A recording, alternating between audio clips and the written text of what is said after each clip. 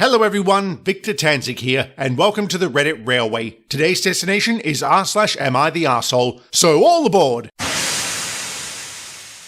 I have a friend named Sam who is transgender, female to male. I am one of very few people who knows this, and he generally still presents as female. He hasn't told many people about his true identity because, frankly, his entire family is transphobic. Seriously, I've been to their house 3 times since I met Sam in middle school. Each time, one of them has gone on some hateful tear completely out of the blue. Here's where it gets complicated. The grandfather is very wealthy, and Sam is set to inherit $2.5 million when he dies, which will probably be any day now. Sam knows this for a fact since he's seen the will. He also knows for a fact he'll be disowned if he comes out as transgender. Because of this, Sam has stayed in the closet and continues to present as female. He has always been very open about his plan to fully come out and deal with the consequences after he has the money. But at 5:30 this morning, Sam called me up to tell me he was considering coming out to his family soon. He thought it was dishonest to continue with the lie for money, but he wanted my advice. I was shocked and honestly told him I thought it was a bad idea. I explained that the $2.5 million would allow Sam to finally live his dream life, pay off student debts, get a sex change, a house, etc. He also still lives with his parents, so I told him he would most certainly be kicked out. He wouldn't be able to stay with me since I live in a 1-bedroom apartment and babysit my 6-year-old immunocompromised brother twice a week. I also said his family was so toxic they didn't deserve to know the truth about his identity. After I was done giving my point of view, Sam just burst into tears before hanging up. I was confused, but since it was so early, I just rolled over and went back to sleep. I woke up to a bunch of text messages from Sam. He called me a bad friend and a horrible person, claiming I was homophobic and transphobic. I want to stress I don't give a damn about a person's orientation or gender. I am simply a deeply pragmatic person. Sam knows this, so it really hurt to read these text messages. But am I the asshole? No assholes here. I can't imagine what it must be like for Sam. He's being forced to hide his own identity because his family is too intolerant to accept it. It must be maddening to live under such conditions. He probably just wants it to be over with and likely expected OP to support his decision. It must have come as a shock to Sam when she didn't. That being said, OP's viewpoint sounds very logical to me. This money does sound like it'll turn Sam's life around. Yeah, it is kind of distasteful that's the main reason Sam is staying in the closet. But what would you do for $2.5 million?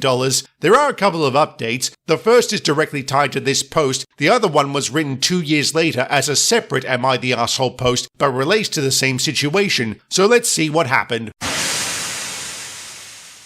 Update 1. I'll be the first to admit that while I have my own issues, I obviously cannot fully relate to Sam's struggles, and I probably could have been nicer about my concerns, but in my defense, he did wake me up at 5:30 in the morning, so I was pretty dazed and grouchy. I also wanted to elaborate on the money situation and why Sam and I probably view that inheritance very differently. I come from a poor blended household of 6 children. We never went hungry and are all very close. Luxuries were hard to come by, and there were times my twin brother and I were both working multiple part-time jobs to keep the lights on or to replace a broken appliance. I received a merit-based scholarship, which was how I was able to attend the same private school as Sam. My family and I are in a much better position now, but I still have a lot of money-related anxiety. Sam, however, has always been rich. Even though they're pricks, his family never hesitated to spoil him. Sam never bragged about having more money than me, but there were definitely times he was accidentally insensitive about it. He once commented how run down my house looked after seeing where my stepdad had patched up some leaky pipes with duct tape. Despite this, Sam usually had dinner at my house about twice a week since my mum is a great cook, but he was completely oblivious to the fact my parents budgeted every meal very carefully and his being there was honestly an inconvenience. They never said anything as they always felt bad for him. Currently, Sam has a well-paying job as a hospital lab tech, but very little savings. In general, he's also terrible with money. He has no idea how to budget because his family has always paid for everything. The only reason he has student loans is because they refused to pay for some study abroad Sam wanted to do. When I said he still lives at home, what I actually meant is that he lives rent-free in his parents' guest house. They even buy his groceries for him. The money he makes from his job is basically spent on video games, clothes, collectibles, and other non-essential things. My point is that Sam could definitely afford to live on his own and be financially independent if he wanted to, but if he had to downgrade, I'm genuinely concerned how he'd take it. Anyway, on to the update. I went to my parents' house for dinner and talked things over with my mum. She knows about Sam's entire situation. She says it sounds like Sam had already decided to come out and was looking for support instead of advice, but didn't want to outright ask for it. Mum also said that while she agrees with me, she thinks I could have been gentler with my words and that I should apologize for the sake of the friendship. I was conflicted. I don't believe in false apologies because they're demeaning to everyone involved. I also don't like that Sam was fishing for validation instead of just asking for it. I think that's just plain manipulative. As I said before, I'm very pragmatic and feel it would be foolish to give up so much money when you're so close to getting it. Still, I also know it's been hard for Sam to keep such a big part of himself secret for so long. In light of everything, I eventually decided to send an email to Sam. It read, "I stand by what I said earlier and think the advice I gave was solid, even if it wasn't what you wanted to hear. I'm sorry if what I said hurt you. That wasn't my intention at all. I will, of course, stand by and support you in whatever decision you make. If you do decide to come out, you should absolutely make sure you're physically, emotionally, and financially stable enough. You should also make sure you have all your important documents together, social security card, birth certificate, passport, etc. I'm willing to hold on to these if you want. You should also make sure you have somewhere to live. Here are a couple of cheap places I found on Craigslist. I'd be happy to pay the first month's rent if necessary. And finally, here's a link to a mental health clinic I go to, just in case you need support from a professional." I sent the email and went to help with dinner. About an hour later, Sam called. My hands were dirty, so I asked my sister to answer and put it on speaker. The moment she did, Sam blew up. For about 30 minutes, he ranted and railed at me. He once again called me homophobic and transphobic. He accused me of calling him crazy, and the one that really hurt, he called me a robot.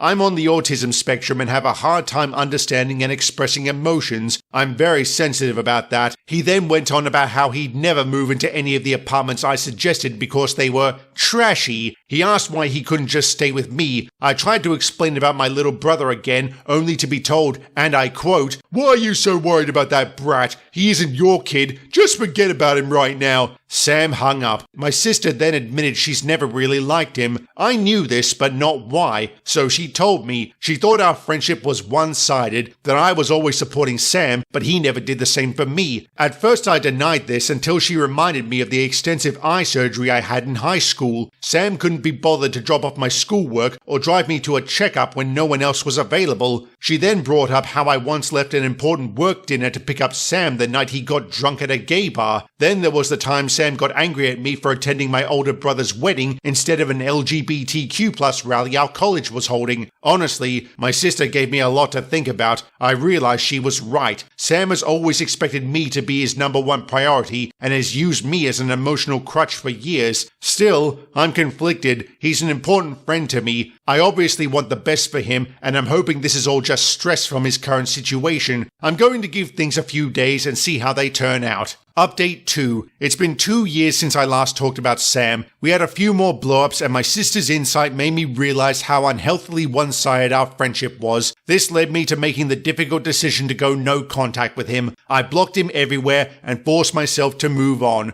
It was hard. I worried about Sam a lot, but was able to get on with my life. I've spent the last 2 years working on myself, and it's paid off in a big way. I got my dream job and am in the best shape of my life. Most importantly, I met my wonderful fiancé. Eventually, I managed to mostly forget about Sam. That was until yesterday. I was running errands and stopped to get a coffee. While waiting for my drink, I heard someone call my name. It was Sam, and he looked rough. I didn't even recognize him at first. He decided to join me. I awkwardly asked him how he's been, and Sam launched into this long rant about how hard his life became after he came out to his parents. He got kicked out and cut off, which meant no inheritance from the grandfather. Since he didn't have enough savings to rent anywhere, he's been couch surfing for the past 2 years. This has caused him to lose a lot of friends, as he's overstayed his welcome with all of them. Sam got so depressed about everything that he stopped going to work and was finally fired 6 months ago. When he was done ranting, I told Sam I was sorry for everything he went through. He asked, "Is that all you have to say?"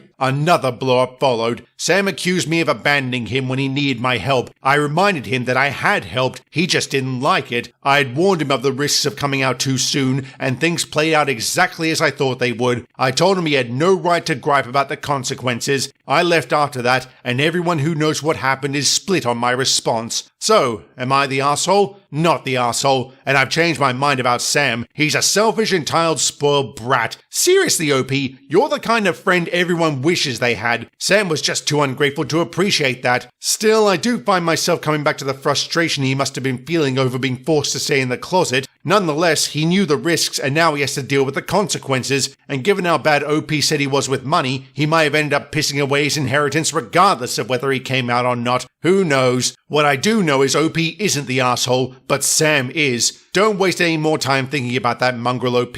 Best of luck to you and your fiancé. And with that, I'll end the video here. Thank you very much for watching, and have a good one.